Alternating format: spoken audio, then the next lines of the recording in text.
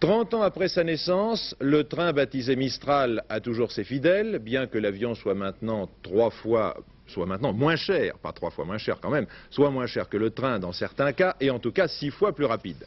Des fidèles, mais aussi des voyageurs, qui veulent prendre leur temps pour préparer des dossiers ou pour apprécier le paysage. Un reportage de Jean-Pierre Quittard.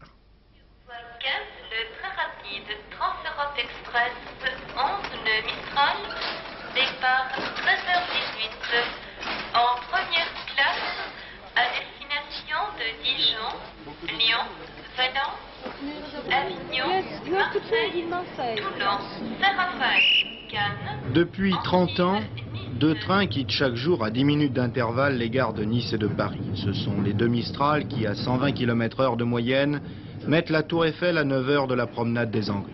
De tous les trains de voyageurs qui circulent aujourd'hui, le Mistral est sans aucun doute celui qui est chargé le plus d'histoire, la petite comme la grande. Au fil des ans, la SNCF en a fait le symbole de la vitesse, du confort et de la gastronomie ferroviaire. Les cuisiniers mettent en effet un point d'honneur à tout faire eux-mêmes dans cette minuscule cuisine de 4 mètres carrés. Tout, c'est-à-dire 110 à 130 repas, midi et soir.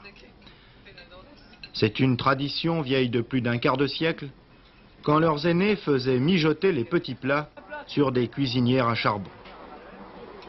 Il est vrai qu'en ce temps-là, le charbon servait aussi à faire avancer les locomotives.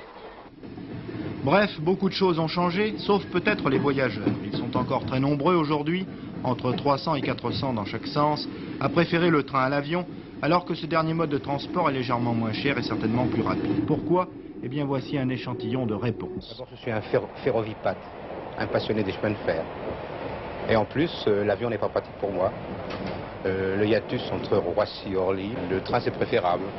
Vous pouvez à Paris déjà faire une grande demi-journée. Vous pouvez continuer dans le train, voir des dossiers si vous avez des dossiers à préparer, faire de petites activités telles que je l'ai fait là, voir des gens agréables et dans un cadre spacieux où vous pouvez vous déplacer aussi, aller à la boutique. On rencontre même des Américaines comme cette étudiante de Los Angeles qui, grâce à une carte spéciale qui lui a coûté moins de 1000 francs, peut voyager à sa guise sur tous les réseaux européens. Il y a aussi les amoureux du chemin de fer, les purs comme ce voyageur qui attend avec impatience l'arrivée du TGV. J'espère être, si possible, celui qui prendra le train inaugural parce que à ce moment-là, voyez-vous, ça fera du 4h10, Paris-Avignon, ça, chapeau. Est-ce qu'il y a des resquilleurs dans le Mistral? Non, non, quand on est un resquilleur. C'est une exception ou en règle générale, oui. Dans le Mistral, c'est bon chic, bon genre. Voilà. On ne triche pas avec la SNCF. En principe, non. N'oublions pas enfin celui qui veille sur la sécurité de tous ces voyageurs, le conducteur du train. Mais pour M. Jory, la conduite du Mistral n'a rien d'exceptionnel. C'est un train absolument comme les autres. Au départ, il était un certain temps où il fallait certaines autorisations. Bien maintenant, c'est banalisé et n'importe qui, l'instant via le grade de conducteur, peut l'assurer.